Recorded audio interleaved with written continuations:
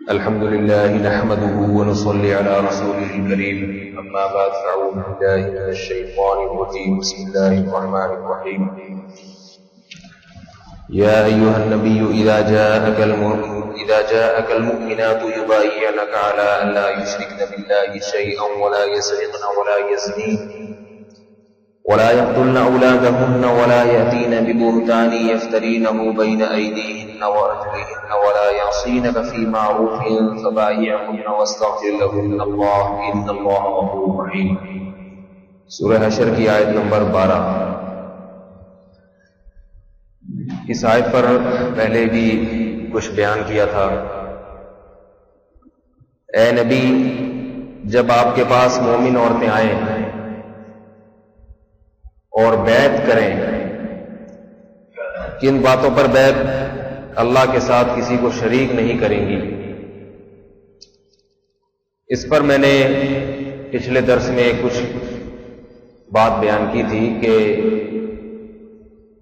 رسول اللہ صلی اللہ علیہ وسلم جب کسی سے بیعت لیتے تو سب سے پہلے اس بیعت میں یہ بات ضروری تھی کہ شرک سے برات کا اعلان کیا جائے. تو ہمارے معاشرے میں شرک کہاں کہاں سے کیسے کیسے داخل ہوتا ہے، اس پر کچھ تفصیلات بتائی تھی. اس میں تھوڑی سی بات رہ گئی ہے. پچھلے درس میں میں نے کچھ یہ ٹوٹکوں کا، یہ جو ٹونے ٹوٹکے ہوتے ہیں ہمارے ہاں، نام بھی دیکھیں کیسا ہے، ٹونے ٹوٹکے. اسی سے پتہ چل رہا ہے کہ کوئی 2 نمبر چیز ہے. عاملوں کا تذکرہ کیا تھا، تو اس کو تھوڑا سا آج مزید میں کچھ واضح کروں گا اور پھر انشاءاللہ وقت بچا تو اگلی آیت کی طرف جائیں گے.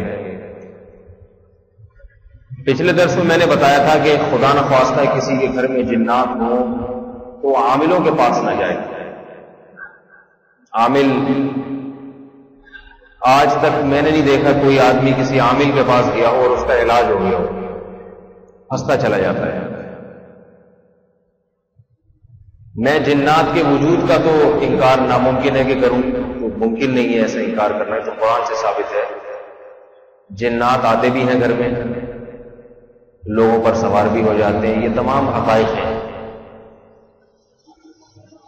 پہلی بات تو یہ کہ جب کسی پر آپ کو یہ شبہ ہو کہ جنات ہیں، شبہ ہو، ہر ایک پر تو نہیں ہوتا، تو سب سے پہلا کام کیا کرنا چاہیے؟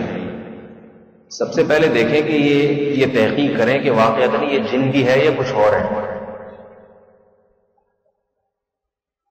یہ دیکھنے کے کچھ طریقے ہیں جس سے پتہ چل جائے گا کہ یہ کوئی نفسیاتی پرابلم ہے یا واقعی کوئی جن ہے. کچھ چیزیں تو آپ خود دیکھو، ڈاکٹر کے پاس جانے سے پہلے بھی تو بہت ساری کچھ علامات ہوتی ہیں جن سے انسان کو خود احساس ہو جاتا ہے یہ بیماری کیا ہے.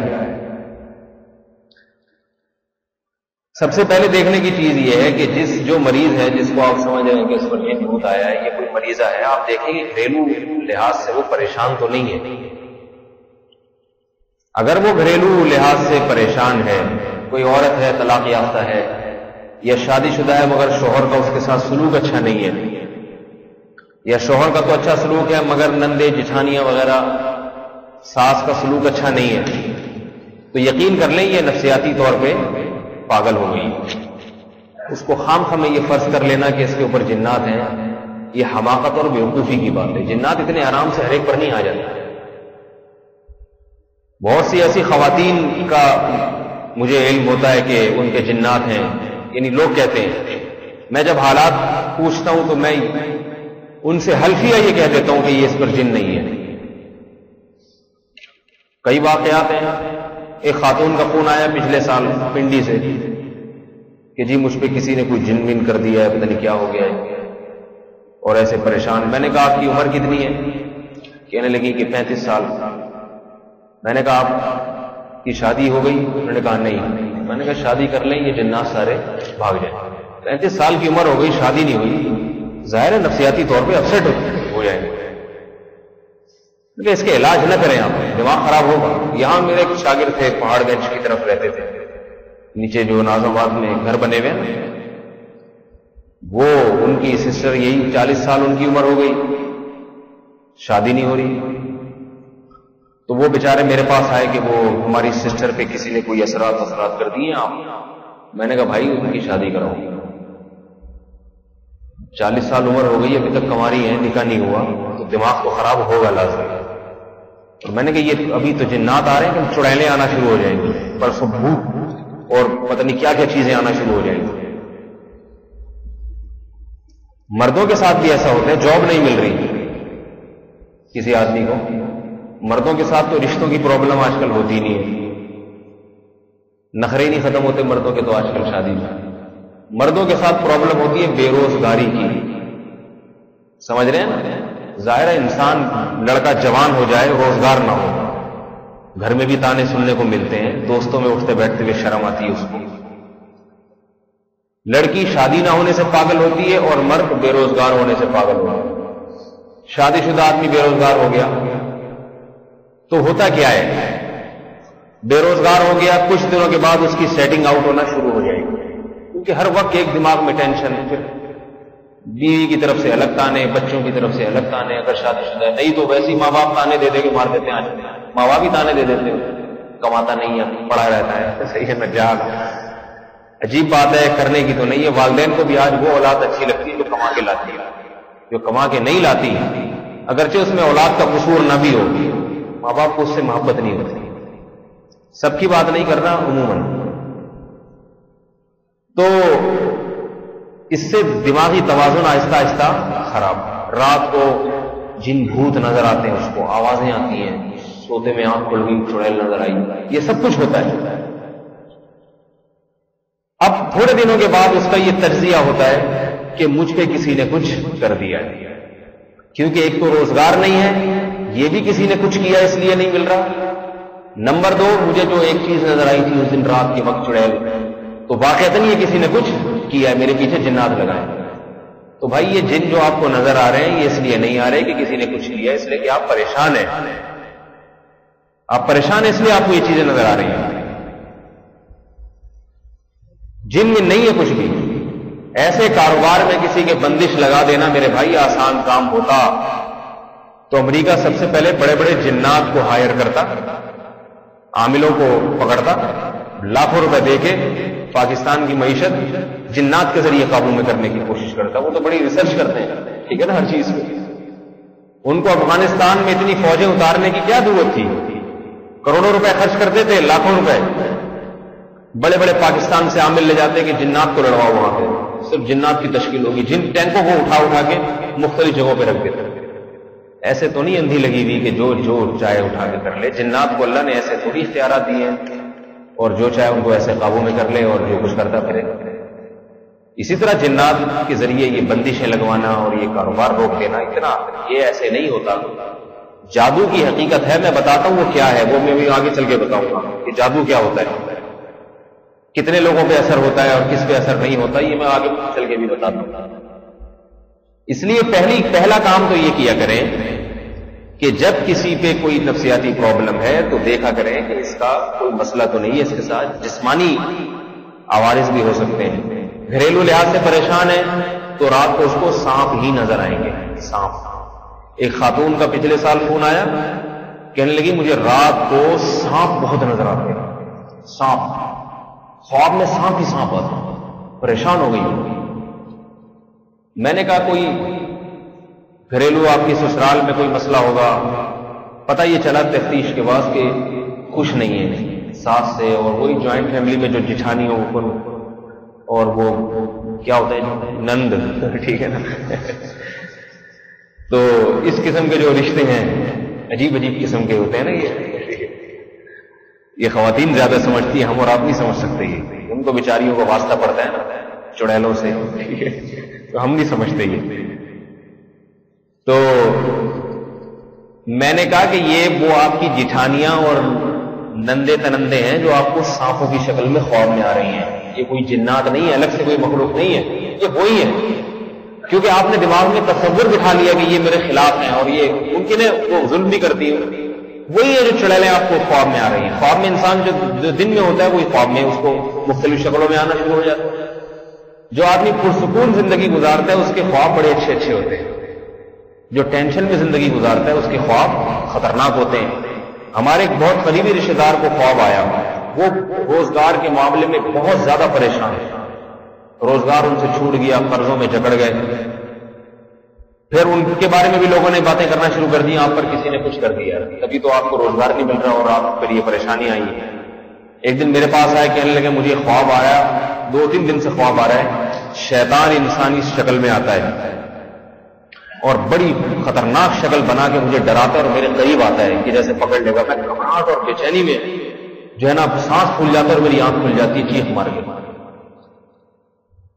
ان کا کہنا یہ تھا یا ان کا خیال یہ تھا کہ واقعتاً کسی نے مجھ پہ جادو وادو کیا ہوا ہے، تبھی تو یہ خواب میں ایسی چیزیں آ رہی ہیں. میں نے کہا اس کو اگر میں کہوں گا نا کہ یہ آپ کے دن بھر کی پریشانیاں ہیں جو شیطان کی شکل میں خواب میں آ رہی ہیں، تو اس کو یقین نہیں آئے گا میری بات پر. میں نے کہا اس بحث سے کہ یہ ہے کیا، میں آپ کو ایک علاج بتاتا ہوں. میں نے کہا جی بتائیں علاج کیا. میں نے کہا آئندہ وہ آئے نا اگر خواب میں، آپ نیت کر کے سوئیں کہ بجائے وہ آپ کے پیچھے بھاگے آپ اس کے پیچھے بھاگنا شروع کر دیں.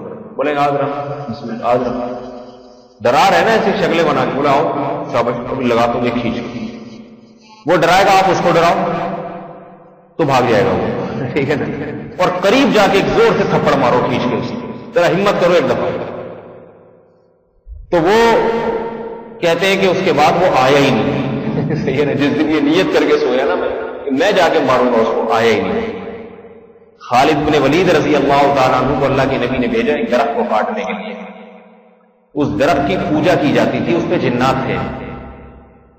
تو جاہلیت میں لوگوں نے اس درخت کی پوجا پاٹ شروع کر دی، جنات کی پوجا پاٹ. جنات اور شیر ہو گئے کہ یہ تو انسان ہم سے ڈرتا ہے. قرآن میں بھی اس بات کا ذکر ہے کہ جنات نے اس کا اعتراف کیا ہے کہ انسان نے ہماری پوجا اور ہم سے اتنا ڈرنا شروع کر دیا کہ اس چیز نے ہم میں تکبر پیدا کر دیا. تو خالد بن ولید رضی اللہ تعالیٰ درخت کے قریب ہے، وہ جن سلطہ آپ کے حملہ کرنے کے لیے ایسے شکلیں بنا کر خالد نے ایک تلوار گھمائی، اس کو مار دیا. ٹھیک ہے نا، درخت بھی کاٹ دیا. کوئی پرواہ نہیں کی کہ اس پہ کتنے جنات چھڑا لیں.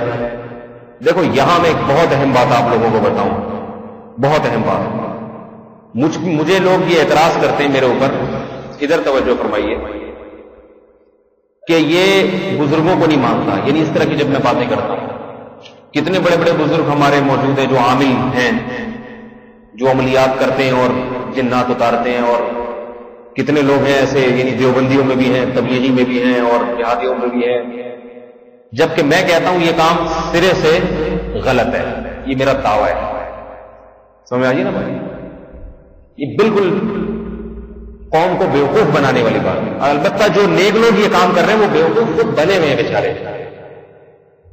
بعض دفعہ آدمی خود بیوقوف بن کے ناسمجھی میں دوسروں کو بیوقوف بنا رہا ہوتا ہے. ٹھیک ہے نا، اس کو خود پتہ نہیں ہوتا کہ میں خود بیوقوف بن رہا ہوں. عامل کیسا ہی کیوں نہ ہو، خواہ تبلیغ میں وقت لگاؤ، خواہ جہاد میں وقت لگاؤ، خواہ جامعۃ الرشید سے فارغ ہو، میرا اپنا مدرسہ. ٹھیک ہے نا، خواہ کتنے بھی بڑے بزرگ کا خلیفہ ہو، عامل بننے کے بعد سب سے پہلا کام یہ ہوتا ہے کہ اس کے دماغ پہ اثر ہوتا ہے سب سے پہلے. لہذا اس کو ایسی چیزیں نظر آنا شروع ہوتی ہیں جن کی کوئی حقیقت ہے ہی نہیں. دنیا میں اللہ نے ایسی کوئی چیز پیدا نہیں کی وہ اس کو نظر آ رہی ہے. موکل آنا شروع ہو جائیں گے، حالانکہ موکل کی کوئی حیثیت، وہ چیز ہی نہیں ہے موکل. سمجھ آئیے نا بات، حمزات نظر آنا شروع ہو جائیں گے، عجیب چیزیں. ٹھیک ہے نا، اور بہت سے ایسی جنات جو ہوتا ہی نہیں کچھ لیکن اس کو نظر آتا ہے. وجہ اس کی میں نے پچھلے بیان میں بتائی تھی کہ عملیات کرتے کرتے دماغ کی سیٹنگ ہو جاتی ہے آؤٹ. سمجھ آئیے نا، اس دعوے کی سب سے بڑی دلیل یہ ہے صحابہ کرام میں بھی جنات آیا کرتے تھے. جنات اتارنے کی ضرورت ہر دور میں رہی ہے، لیکن 1,24,000 صحابی میں ایک بھی عامل نہیں تھا جس نے یہ فن باقاعدہ سیکھا ہو. سمجھ میں آ رہی ہے بات آپ حضرات؟ ایک بھی نہیں. تابعین میں کوئی ایک بھی عامل نہیں ملتا جس نے چلے کاٹے ہو بیٹھ کے کہ میں کسی کا جن اتاروں. حالانکہ اس وقت بھی جنات آیا بھی کرتے تھے اور اترتے بھی تھے، بھاگا بھی کرتے تھے. مشہور واقعہ، صحابی گئے. اچھا پھر سوال پیدا ہوتا ہے جنات اتاریں کیسے؟ جب لوگ کہتے ہیں نا کہ ہر لکل فن الرجال، ہر فن کے کچھ ماہرین ہوتے ہیں، ان سے علاج کرانا چاہیے. یاد رکھو جسمانی بیماریوں کے ماہرین ہوتے ہیں، روحانی بیماریوں کے ماہرین، روحانی سے میری مراد حسد ہے، دل میں بغض ہے، اللہ کی محبت نہیں ہے، ان کے ماہرین بزرگان دین ہوتے ہیں. لیکن جنات اتارنے کے ماہرین نہیں ہوتے ہیں. سمجھ رہے بات؟ اس کا کوئی ماہر نہیں. یہ صحابہ کرام کی سیرت سے یہ بات ثابت ہے. صحابہ کا ایک قافلہ جا رہا تھا، ایک یہودی پہ یا کوئی مشرک تھا، اس پہ جن چڑھا ہوا تھا. وہ لوگ آئے صحابہ کے پاس کہ بھائی اس پہ جن چڑھا ہوا ہے، اور ایسا جیسے رسیوں سے بندھا ہوا ہوتا ہے ایسا بنا ہوا تھا. صحابی کہتے ہیں کہ میں نے سورہ فاتحہ پڑھنا شروع کی اور اس پہ دم کرنا شروع کیا، اس کو اللہ تعالیٰ نے شفا عطا فرما دی، اور ایسے ہو گیا جیسے کچھ تھا ہی نہیں اس کے اوپر. انہوں نے وہ بکریوں کا ریوڑ دیا ان کو ہدیے کے طور پہ، اجرت کے طور پہ. اب دیکھیں صحابی وہ عامل نہیں تھے نہ، انہوں نے یہ کہا اچھا میں ذرا فون کرتا ہوں کسی بڑے عامل سے رابطہ کرتا ہوں، ٹھیک ہے. ان صحابی نے کہا سورہ فاتحہ پڑھو، اللہ کا کلام میں پڑھ کے اس سے پتہ چلتا ہے کہ جن ون کسی پہ چڑھ جائے آپ کو کسی کے پاس جانے کی ضرورت نہیں ہے. آپ سورہ فاتحہ پڑھیں یا قرآن مجید کی جو آیات آپ کی سمجھ میں آتی ہے اس وقت سورہ فلق سورہ ناس ہے، یہ تو اتری ہی جادو کے اثرات کو ختم کرنے کے لیے. نبی علیہ الصلوۃ والسلام پر سورہ فلق سورہ ناس نازل ہوئی ہے، اتنی بہترین صورت ہے، اللہ نے ہمیں دی ہے. یہ آپ پڑھ کے دم کرتے ہیں، فائدہ ہو جائے ٹھیک ہے، نہیں ہو جائے تو صبر کریں، کیونکہ دنیا میں ہر بیماری کا علاج اللہ نے دوا تو پیدا کی ہے، مگر اس دوا سے ہر ایک کو شفا ملے گی یہ اللہ نے ایسا نہیں کیا. بہت سے بیماریوں میں مرتے، بہت سے جنات میں بھی مر جاتے ہیں. صحابہ کرام کے دور میں بھی بعض صحابہ ایسے ہیں جن کو جنات نے قتل کیا ہے. تو جیسے اس قتل کو دنیا کے جو قتلوں سے حفاظتی تدابیر تو ہو سکتی ہے، روکنا ممکن نہیں ہے. تو یاد رکھو اسی طرح جنات کے شر سے بچنے کے لیے انتظامات تو کیے جا سکتے ہیں جو میں نے آپ کو بتائے. آیت الکرسی پڑھ لیں رات کو، حدیث میں آتا ہے کہ جو رات کو آیت الکرسی پڑھتا ہے اللہ کی طرف سے ایک محافظ فرشتہ اس کی حفاظت کرتا ہے پوری رات، جو اسے جنات سے بچاتا ہے. تو آیت الکرسی پڑھ لیں، بہترین. یہ دوائیں تو نبی علیہ السلام نے بتائی ہیں، کسی کو ان دواؤں سے بھی فائدہ نہ ہو اس کا مطلب اس کو کسی چیز سے فائدہ نہیں ہوگا، ٹھیک ہے نا. اس کو صبر کرنا چاہیے، وہ خود ہی بھاگ جائیں گے جنات. اور اگر اس نے صبر نہیں کیا اور عاملوں کے پاس چلا گیا، خواہ وہ تبلیغی عامل ہو، خواہ وہ کسی بزرگ کے خلیفہ ہو، خواہ کوئی ہو، میں بتا دوں آپ کو کہ اس کا ہو گیا بیڑا غرق زندگی بھر کے لیے.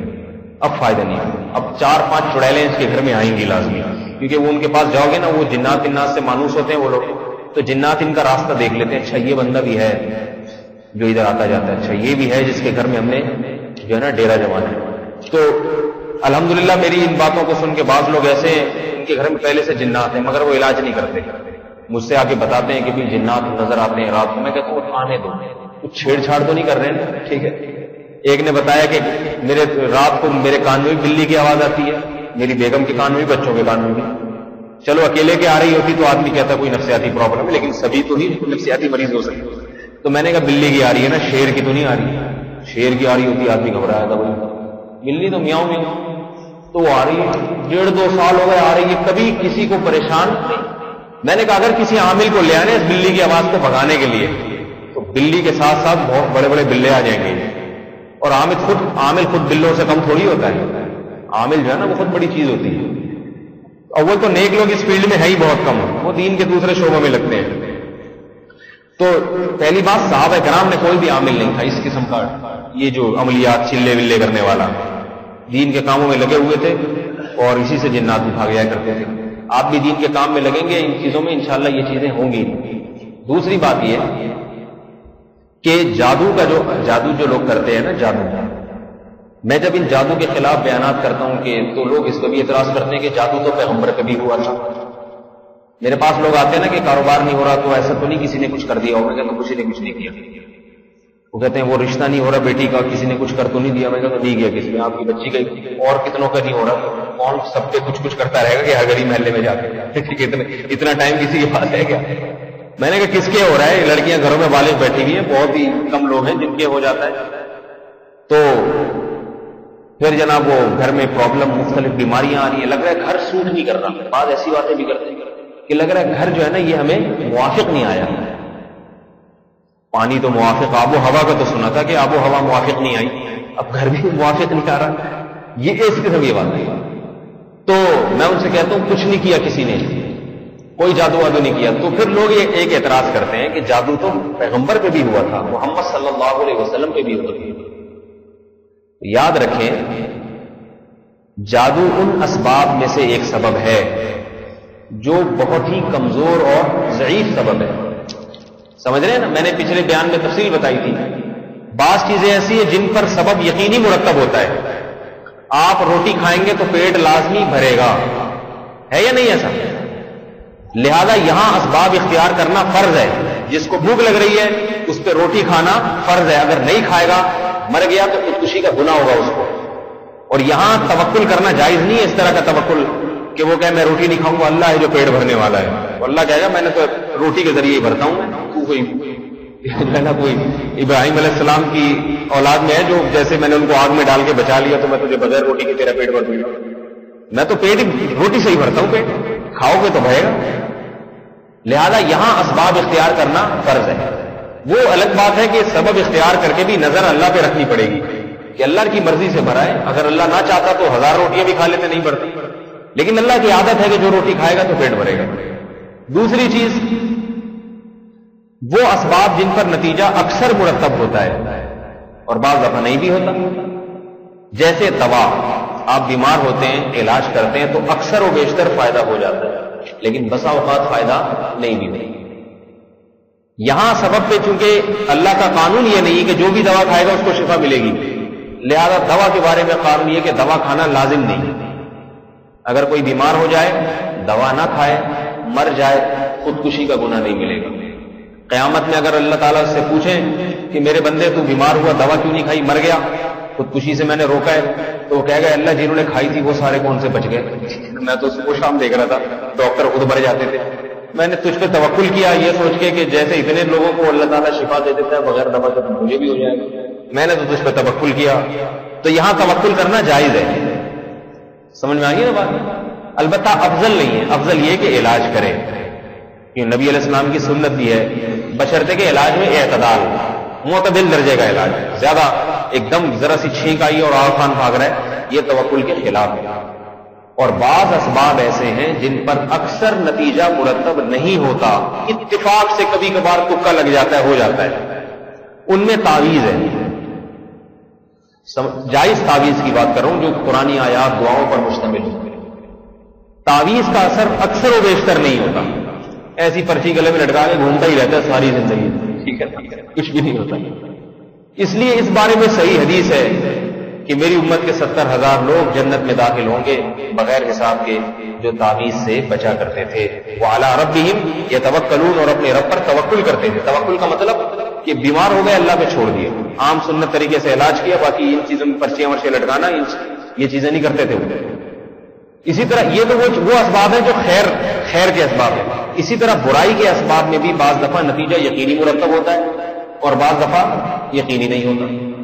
برائی کے اسباب میں آپ اگر کسی کو ٹیٹی رکھ کے یہاں گولی ماریں گے تو لازمی مرے گا وہ. اگر آپ نے کسی کو گولی ماری اللہ توکل پہ کہ اللہ ہے بچانے والا، ٹھیک ہے، اللہ بچائے گا. یا کسی کو آگ میں پھینک دیا کہ ابراہیم علیہ السلام کو اللہ نے بچایا تو میرے دوست کو بھی اللہ بچا لے گا، اور وہ جل گیا تو آپ کو گناہ ملے گا، کیونکہ اللہ تو کہیں گے کہ میں نے تو آگ کی خصلت بنائی تھی کہ وہ جلاتی ہے، صبح شام دیکھتے تھے. ایسے اسباب سے بچنا فرض ہے، آگ سے دور رہنا فرض ہے، گولی بندوق کی چیزوں سے احتیاط کرنا فرض ہے. بعض اسباب ایسے ہیں جن پر برا نتیجہ کبھی مرتب ہوتا ہے کبھی نہیں ہوتا. جیسے بد پرہیزی کر لی آپ نے، صبح شام کر ہی رہے ہیں لیکن پھر بھی بچے ہوئے ہیں کہ نہیں بچے ہوئے. ڈاکٹر نے کہا بھائی صبح کے وقت ایک پراٹھا، ایک روٹی، 2 روٹی بہت ہے. کون ہے جو 2 روٹی کھاتا ہے؟ جب تک گلے تک بھر نہ لیں. ایسی حالت ہے کہ جیسے ایک آدمی نے اتنا کھایا نا، حکیم صاحب کے پاس گئے کہ بدہضمی ہو گئی ہے. حکیم صاحب نے گولی دی، کہتا اگر اس گولی کی جگہ ہوتی تو ایک نوالا اور نہ کھا لیتا.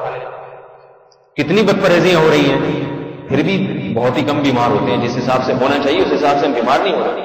یہ پانی جو ہم پیتے ہیں، یہ لیبارٹری ٹیسٹ کرواؤ، یہ H2O نہیں ہے، صحیح ہے نا؟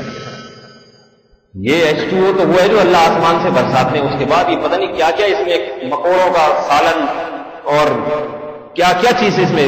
یہ نہر جس سے پانی ہم پیتے ہیں نا، ذرا دیکھ لیں کتے نہا رہے ہوتے ہیں اس سے، کیا کیا نہا رہے ہوتے ہیں. اس کو جتنا مرضی ابال لو وہ جراثیم نہیں مرتے. اور بغیر ابلا ہوا بھی لوگ پیتے ہیں. کتنے کیڑے مکوڑے جا رہے ہیں. ڈاکٹر تو کہہ رہے ہیں زہر پی رہے ہیں، لیکن یہ وہ بد پرہیزی ہے جس پر نتیجہ فوری مرتب نہیں ہوتا. لہذا کوئی کراچی کا پانی پی کے مر گیا تو خودکشی کا گناہ نہیں ہوگا اس کو. یہ نہیں کہے گا، اللہ تعالیٰ نہیں پوچھیں گے کہ تو نے پانی پیا کیوں، جب ڈاکٹروں نے اتنا تجھے بتایا بتائیے. تو کہے گا اللہ کتنے لوگ زندہ تھے، میں مر گیا تو میری قسمت. یہ وہ اسباب ہیں جن پر کبھی نتیجہ مرتب ہوتا ہے، کبھی نتیجہ مرتب ہوتا ہے۔ شوگر کا مریض اگر لڈو کھا لے تو بچ بھی جاتا ہے، مر بھی جاتا ہے، دونوں چیزیں۔ لہذا شوگر کے مریض پہ لڈو حرام نہیں ہوتا۔ ڈاکٹر کہے گا ناجائز ہے، لیکن مفتی کیا کہے گا؟ بھائی نقصان دہ ہے مگر ناجائز اور حرام نہیں۔ ہاں اگر لڈو کے بارے میں یقین ہونا کہ اتنی شوگر لیول میرا ہائی ہوا ہے کہ میں نے کھایا مر گیا، پھر حرام ہوگا۔ عام حالات میں شوگر کے مریض کے لیے میٹھا شرعاً حرام نہیں ہوتا، ٹھیک ہے نا، کیونکہ شوگر کے مریض بھی میٹھے کھاتے رہتے ہیں، دیکھ رہے علماء بھی کوئی اتنی جلدی مرتے نہیں ہیں۔ اسی میں سگریٹ کا حکم آ گیا، سگریٹ پینا ناپسندیدہ تو ہے مگر حرام نہیں ہے۔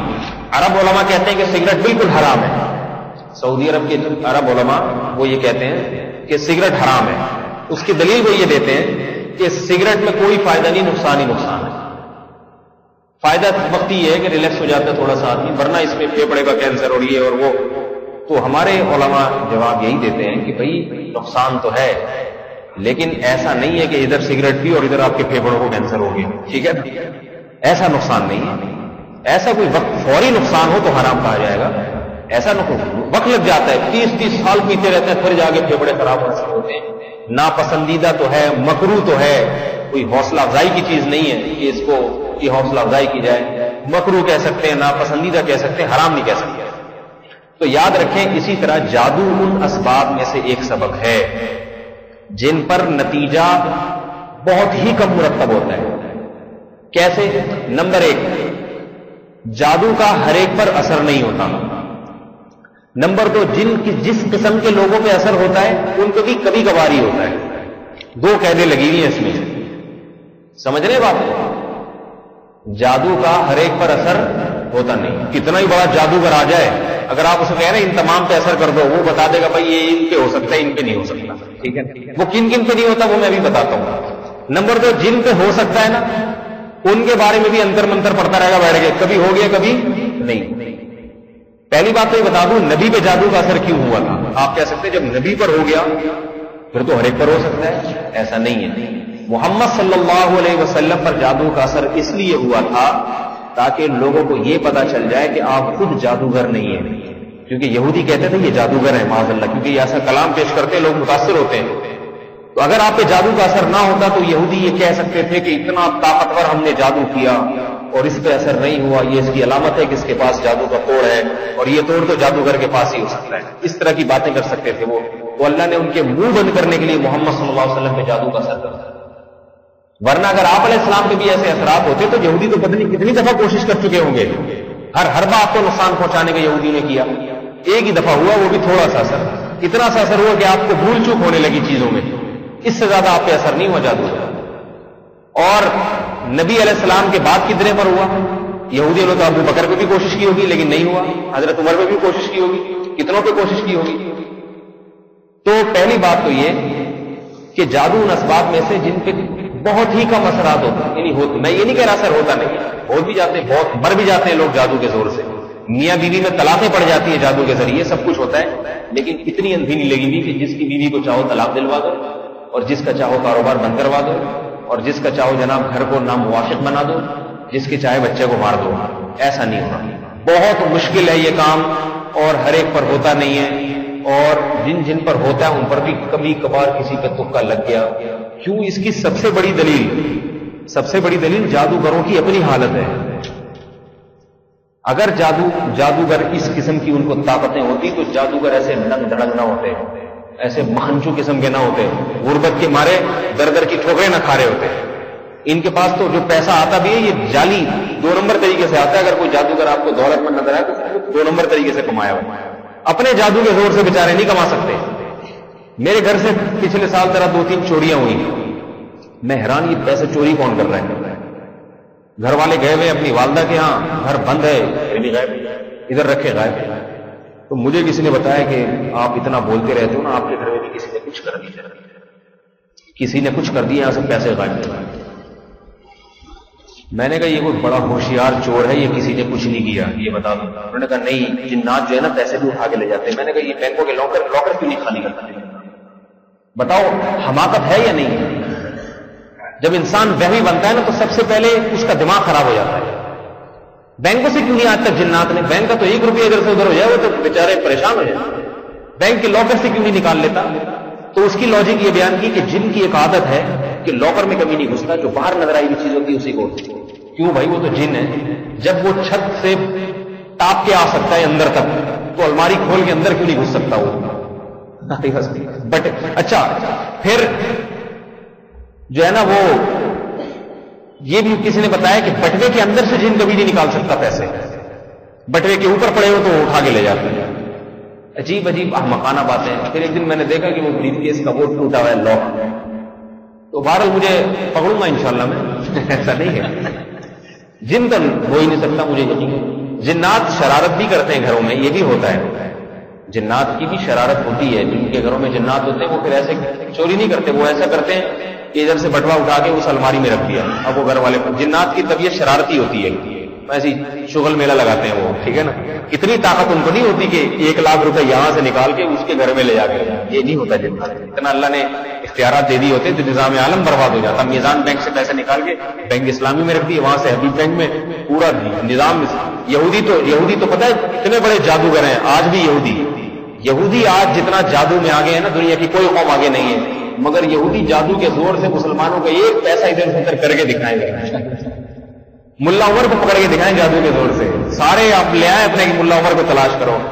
بکواسات ہیں یہ جو اتنا فہمی لوگوں کو بنا دیا ہے، اور یہ بنانے والے مذہبی طبقہ ہے، مذہبی لوگوں نے جو اپنے آپ کو دیندار، انہوں نے قوم کو بیوقوف بنایا ہے ان چیزوں، تو جن کا کام تھا لوگوں کو توکل کی باتیں بتانا۔ تو اگر ایسا ہوتا نا میرے بھائی تو جن یہاں سے، ہاں میں بتا رہا تھا ایسی شرارت کرتے، یہاں سے اٹھا کے پیسے وہاں رکھ دیے، وہ تاکہ تھوڑی سی شرارت کا مزہ آ جائے، زیادہ نہیں کر سکتے کہ اٹھا کے پیسے ہی غائب کر دیں۔ تو میں یہ بتا رہا تھا آپ لوگوں کو کہ جادو کا اثر ہر ایک پر نہیں ہوتا، اور جن پہ ہوتا ان پہ بھی کبھی کبھار کسی نے کوئی وہ کر دیا، اور اتنا نہیں جتنا جادوگر چاہ رہا ہوتا ہے، کچھ ہو گیا کچھ نہیں ہوا۔ اسی طرح میاں بیوی میں جو طلاق بعض دفعہ جادوگر ڈلوا دیتے ہیں، ہوتا ہے تو قرآن سے ثابت ہے، یفرقون به بین المرء وزوجہ، میاں بیوی میں جدائی، تو یہ بھی آسان نہیں ہے، لاکھوں پر جادو کیا جائے ممکن 1-2 میں طلاق ہو جائے، ہوتی ہے، اور وہ بھی ہر ایک پر نہیں، بلکہ اس کے پہلے سے بھی ممکن ہے کچھ اسباب ہو تو اس کو اور شے مل جائے جادو کی طاقت سے، یہ تمام چیزیں ہوتی ہیں۔ تو کن کن پہ جادو کے اثرات نہیں ہوتے؟ پہلی بات تو یہ کہ علماء پہ ہوتے ہی نہیں بالکل جادو کے اثرات۔ اس پہ بعض لوگوں کا اشکال ہوگا، نہیں ہم نے تو بڑے بڑے علماء کے بارے میں سنا ان پر جادو ہوا ہوا تھا، حضرت مولانا یوسف لدھیانوی رحمہ اللہ تعالی شہید، ان کے بارے میں لوگ ہر تیسرے دن خبر ہوتی تھی کہ ان پہ قادیانیوں نے جادو کیا ہے، وہ بیچارے وہ بھی خود بھی یہ سمجھتے تھے کہ شاید مجھ پہ جادو کیا۔ میں اس وقت چھوٹا بچہ تھا، لیکن مجھے حیرانگی ہوتی تھی کہ ان کو پتہ کیسے چلتا ہے، ان پہ فالج ہوا تو جس عمر میں وہ اس عمر میں تو فالج ہو جاتا ہے لوگ، میں حیران ہوتا تھا یہ دیندار لوگ ایسی باتیں کیوں کرتے ہیں۔ تو ہمارے مفتی رشید احمد صاحب رحمۃ اللہ نے ایک دفعہ ان کو بلایا اپنے پاس وہاں خانقاہ میں، اور فرمایا کہ میں حلفیہ کہتا ہوں آپ پر جادو کے اثرات نہیں، قادیانی جادو کے زور سے آپ کا ایک بال بھی نہیں توڑ سکتے، سفید نہیں کر سکتے آپ کا ایک بال، آپ عالم ہیں، نہیں ہوتا عالم پہ جادو کا اثر۔ پھر ان کو تسلی ہوئی ہے، ورنہ ان کی مریدوں نے تو یہ اڑا دیا تھا جادو ہو گیا، حالانکہ بیمار تھے، بیماری انسان کے ساتھ لگی ہوئی ہے، وہ بیچارے مریدین بھی جادو توڑنے کے ٹوڑ میں لگے ہوئے ہیں، آلتو جلال تو آئی والا کو ڈال تو مختلف قسم کی، صحیح ہے نا۔ تو حضرت نے ان کو تسلی دی، اس کے بعد ان کو تسلی ہوئی۔ تو دوسری بات یہ جو میں باتیں کر رہا ہوں یہ اہل علم نے باقاعدہ کتابوں میں لکھی ہیں، اور مشاہدہ بھی ہے اور حقیقت بھی ہے، ورنہ نظام عالم برباد ہو جائے اگر اس طرح سے اثرات جادو کے اثرات ہو جائے۔ مجھ پہ جادو کا اور جملے کا بیان الٹا سیدھا کروا لو، جو میرے مریدین ایک نیا فرقہ کھڑا کر دیں گے وہ، ٹھیک ہے نا، تو ایسا تھوڑی ہوتا ہے۔ تو پھر جو ہے نا وہ دوسری بات، عالم پہ جادو کا اثر نہیں ہوتا۔ ہمارے مفتی رشید احمد صاحب کی آواز بند ہو گئی تھی ایک وقت تک کے لیے، کسی نے کہا آپ نے سفلی کر دیا ہے، تو عجیب بات ہے کہ بیماری ایسی تھی کہ آواز کھلنے کا اندیشہ نہیں تھا، لیکن حضرت کی آواز کھل گئی کچھ دنوں کے لیے۔ حضرت فرمایا جو یہ کہتے ہیں نا کہ مجھ پہ سفلی کیا ہے، وہ اس کو جو ہے نا بڑے چیلنج کیا کرتے تھے، فرماتے تھے کہ مجھ پہ کوئی سفلی نہیں کر سکتا، کوئی لاؤ کوئی بندہ بتاؤ جس نے جو یہ دعویٰ کرتا ہے، میں اس کے سارے سفلی یاد نکال کے دکھا دوں۔ ایک جادوگر تھا، اس کے بارے میں جادو مسکرزم وغیرہ کرتا تھا، اس کے بارے میں کسی نے کہا کہ حضرت وہ جو ہے نا ایسا کرتا ہے کہ بندے کو جو ہے نا اٹھا لیتا ہے زمین سے اوپر ہوا میں معلق، نہ نیچے نہ اوپر، تو وہ آپ پہ ایسا جادو کرے گا کہ آپ کو ہوا میں اٹھائے گا اور چھت کے نیچے زمین سے اوپر. حضرت فرمایا بلا لو. فرمایا وہ تو مجھے اٹھائے گا. بول تو فرمایا ناممکن ہے کہ مجھے اٹھا لے. اور دوسری بات فرمایا کہ میں اس کو الٹا کر دوں گا, سر اوپر پاؤں نیچے, ایسی اس پہ نظر ڈالوں گا کہ الٹا. فرمایا اگر نظر سے نہیں ہو تو ایسے پکڑ کے کر دوں گا. مقصد تو الٹا کرنا ہے نا کسی کو, جس طرح سے بھی طاقتور تھے ماشاءاللہ, یوں اٹھاؤں گا ٹانگوں سے اور الٹا لٹکا دوں گا اس کو. تو جادو کا اثر نمبر 1 علماء پر نہیں ہوتا. نمبر 2 جادو کا اثر حکمرانوں پہ نہیں ہوتا. سمجھ رہے ہیں کیوں نہیں ہوتا؟ اس لیے کہ نظام عالم برباد ہو جائے گا. ایسے اندھی لگ رہی ہے, کسی جادوگر کو بولے علاقے کے ناظم کو لگڑا کر کے دکھا دے تاکہ میں اس کی سیٹ لے آؤں, کبھی نہیں کرے گا. وہ کہے گا بھائی میں نہیں کر سکتا.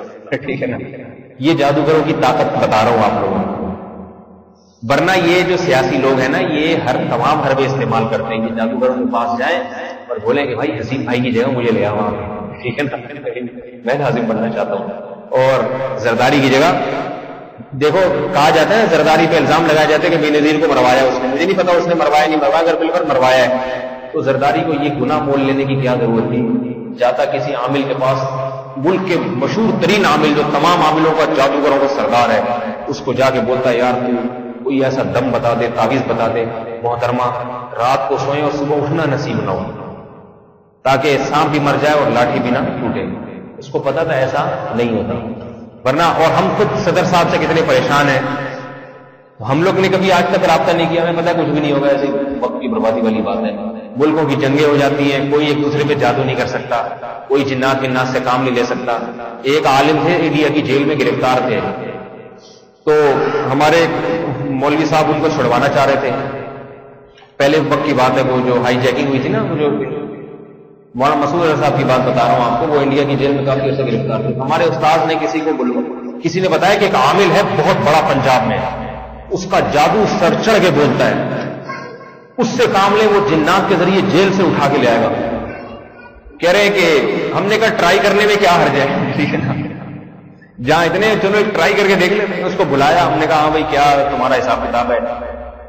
تو اچھا اس کو جب فون کیا, اس نے بڑے بڑے دعوے کیے کہ میں تو جادو ایسا کر کے دکھاتا ہوں, کرتب بھی دکھاتا تھا. وہ پڑھا نظر کے دھوکے ہوتے ہیں, یہ احمقوں پہ ہی ہوتے ہیں یہ نظر کے دھوکے. عام آدمی پر یہ نظر کے دھوکے بھی نہیں ہوتے. کسی کے سامنے بٹھا کے بولے نا کہ بھائی کسی سمجھدار آدمی کے سامنے جو ان کی نگاہوں سے جلدی متاثر نہ ہوتا ہو, اس کے سامنے بولیں کہ یہ کرتب دکھاؤ, یہ نہیں دکھا سکتے. بولیں کہ نہیں یہ بیٹھا ہوا ہے, نہیں ہو سکتا. ٹھیک ہے نا, یہ جائے گا پھر ہوگا. اس طرح کی چیزیں بھی ہوتی ہیں. تو اس عامل کو بلایا, اس عامل کو کہا کہ بھئی آپ آ جائیں. اتنا اس نے اتنا معاوضہ مانگا, حالانکہ اس کو معاوضے کی ضرورت تھی. آپ لوگ کسی جن کو بولے کہ اتنا ہوٹل سے 4 روٹیاں اٹھا کے لے, کھاتا پیتا رہا, مزے موج ملا کر.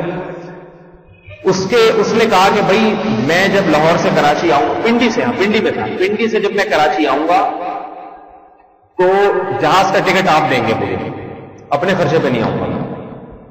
ہمارے استاد کہتے ہیں مجھے خیال آیا کہ یہ آدمی انڈیا کی جیل سے ان عالم کو اٹھا کے یہاں جنات کے ذریعے لا سکتا ہے, تو یہ جن کے ذریعے پنڈی سے ادھر کراچی نہیں آ سکتا. ایک کک لگائے جن, اس کو بڑی ادھر آ گیا. اور پھر اس سے آگے کی میں نے سوچا کہ اگر اس کے پاس یہ طاقت ہوتی کہ جن کے ذریعے جیل سے اٹھا کے ایک عالم کو لے آئے, تو اس نے تو پنڈی ٹو کراچی اپنی سروس کھول دینی چاہیے تھی. اس کو PIA کے لوگوں کی ضرورت تھی. کسی کو ارجنٹ جانا ہے, اگر کوئی میت ہو گئی بھی, جنازہ 12 بجے اور آپ کو 11 بجے خون مل رہا, تو خون آ رہا, تو ٹھیک ہے پیسے زیادہ لے لیں, ٹھیک ہے ڈبل کرایہ لے لیں. جن کو حکم دے جن اٹھا کے یہاں سے مالے. جیسے سلیمان علیہ السلام کے دور میں جن نے کہا تھا نا, یہ بھی لوگ دلیل لیتے ہیں کہ جن یہ کام کر سکتے ہیں, تو ٹھیک ہے سلیمان علیہ السلام کے دور میں جن نے یہ کیا, تو سلیمان علیہ السلام کے دور میں کیا, آج نہیں کر رہے. ٹھیک ہے, سلیمان علیہ السلام کی معجزہ تھا, خاصیت تھی, اللہ نے ان کو جنات ان کے تابع کر دیے تھے. آج جنات کسی کے اتنے تابع نہیں ہوتے, نہ ہو سکتے ہیں کہ یہ سروس کھول دے. جن کو اگر کسی نے ایسا غلام بنا لیا نا, تو جن سب سے پہلے اپنے مالک کو پٹکے گا, بولے گا تو ہوتا کون ہے مجھے غلام بنانے والا. تو یہ سروس کھول دے گا کراچی سے پشاور, اور پھر ہم سارے جنات کے ذریعے ہواؤں کی سیر کرتے پھریں گے. تو یہ جنات کی دنیا سے نکل کے حقائق کی, جنات کی خیالی دنیا سے نکل کے انسان کو حقائق کی دنیا میں آنا چاہیے. تو یہ بات بھی یاد رکھیں. وہ کہتے ہیں میں نے لوگ بنائے بھاگ یہاں سے, پیسے برباد کرے گا لیکن بھاگ جائے گا اور کچھ بھی نہیں ہوگا. تو وہ پھر اللہ کا شکر ہے جو کرنے کا کام ہے وہ ہائی جیکروں نے جہاز اغوا کیا، آپ کو معلوم ہے، وہ مردانگی والا کام کیا، جہاز اغوا کیا. تاریخ میں شاید ایک واقعہ ہائی جیکنگ کا کامیاب ہو. کچھ مرد جو ہے نا جو مجاہد گئے انڈیا کے جہاز کو اغوا کر کے لائے لاہور، پھر قندھار اتارا، اور کیا زبردست کاروائی ہوئی تھی. اس کی جو ہے نا وہ پھر الحمدللہ ان کو جیل سے چھڑا کے لائے وہی سب کے ساتھ. تو یہ کرنے کا کام ہوتے ہیں، اسباب اختیار کیے جائیں ان چیزوں کے، جنات کے چکر میں نہیں بیٹھا جائے. بیٹھ جائیں بھائی آپ. تو یہاں بھی یہ بات یاد رکھیں کہ یہ اثرات ہوتے نہیں ہیں. پہلی بات عالم پر اثرات نہیں ہوگا، اثرات نہیں ہوتے. نمبر 2 حکمرانوں پہ نہیں ہوتے. نمبر 3 مشہور شخصیات پہ نہیں اثرات ہوتے. حتیٰ کہ علاقے کا کونسلر بھی ہوگا نا اس پہ بھی نہیں ہوگا اصل میں. اور نیک لوگوں پہ، نیک لوگ جن میں اللہ پہ اعتماد اور توکل ہو ان پہ اثرات نہیں ہوتے. میں نے دیکھا بعض گھروں میں جنات ہوتے ہیں، ہر ایک پہ چڑھے ہوئے. ایک بندہ نمازی پرہیزگار اسے کچھ نہیں کہتے، وہ ڈرتا بھی نہیں ہے ان سے، لہذا اس سے ڈر رہے ہیں، کچھ بھی نہیں کہتے اس کو. تو حوصلہ پیدا کرے، اللہ پہ توکل پیدا کرے، کچھ بھی نہیں ہوگا. کبھی کوئی جن کا خیال آئے رکھ کے چماڑ مار دیں، تصوراتی ہوتی. میں ایک واقعہ سناتا ہوں آپ کو، اس کے بعد اپنی بات ختم کرتا ہوں، وقت کافی زیادہ ہو گیا. یہ موضوع ایک تھوڑا سا اور اس میں کچھ باقی ہے ابھی تفصیل میں ہے نا، وہ پھر انشاءاللہ اگلے ہفتے بیان کروں گا. طالبان کے دور میں ایک مولوی صاحب تھے، اللہ کرے ابھی بھی زندہ ہوں، ورنہ وہاں تو جو بھی ہوتے ہیں وہ تھے ہی ہو جاتے ہیں، شہید ہو چکے ہوتے ہیں. بابر ملکوں کو ایسی تھوڑی لگام دی انہوں نے، شہادتیں پیش کی انہوں نے. تو طالبان کے دور میں ایک تھے، وہ یہ کہتے تھے کہ یہ جنات لوگ ایسے ہی ڈرتے ہیں، میں کسی جن سے نہیں ڈرتا. یہ میں آپ کا حوصلہ پیدا کرنے کے لیے آپ کو بتا رہا ہوں، آپ بھی ایسی باتیں کیا کریں گے.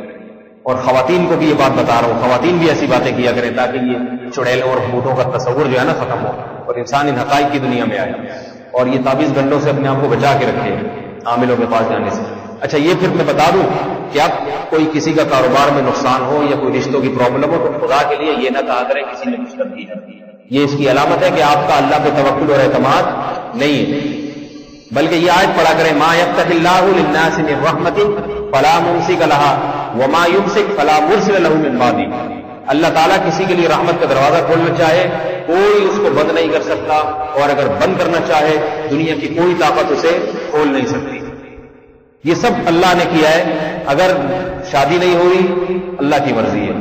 اگر اول تو وہ جو ہماری بھی مرضی ہے نہیں ہو، وہ جو میں نظریہ بتاتا رہتا ہوں، مرد اتنے اللہ نے پیدا ہی نہیں ہے تو کہاں سے شادی ہو جائے گی بھائی؟ جب تک 2-3 شادیاں نہیں کریں گے مرد، وہ تو ہے ہی ہے. یہ تو ممکن نہیں ہے کہ شادیاں ساری خواتین کی آرام سے ہو جائیں جب تک مرد 1-2 شادیاں نہیں کریں گے.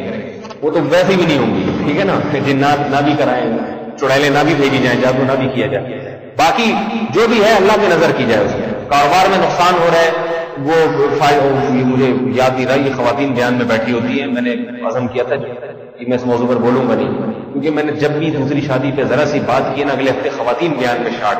ٹھیک ہے نا، ابھی مجھے یاد نہیں رہا کہ اوپر خواتین بھی سن رہی ہوں گی، تو اگلے ہفتے نہیں بولوں گا انشاءاللہ. یہ میرا خواتین سے وعدہ ہے، بلکہ نہیں بولوں گا اب انشاءاللہ اس مجلس میں. یہ واقعتاً بتا رہا ہوں بالکل غائب ہو جاتی ہے، یعنی نہیں سننے آتی مجھ سے.